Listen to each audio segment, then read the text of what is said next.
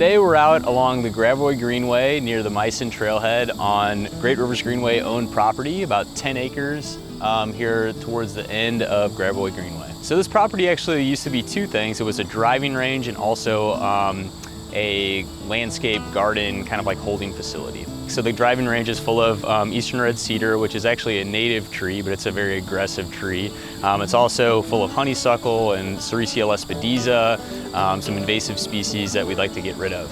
Native Landscape Solutions, which is a local contractor, will be taking their forestry cutter and actually removing a lot of the invasive woody vegetation from the site. So they'll be running over it with a piece of equipment that will grind it up into mulch. So the forestry cutter isn't a tool that we typically use, but it is appropriate for this site. The honeysuckle on this site is pretty large diameter and there's large thickets of it. So the forestry cutter really helps us get in there and access the area and deal with large volumes of invasive species and vegetation that we don't want pretty quickly.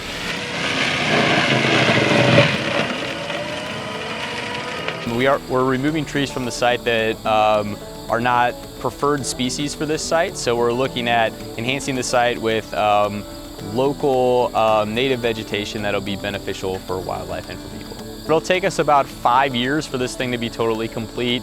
We'll be working with contractors for about 3 of those years, and then we'll be using our seasonal staff and volunteers to maintain the site after that.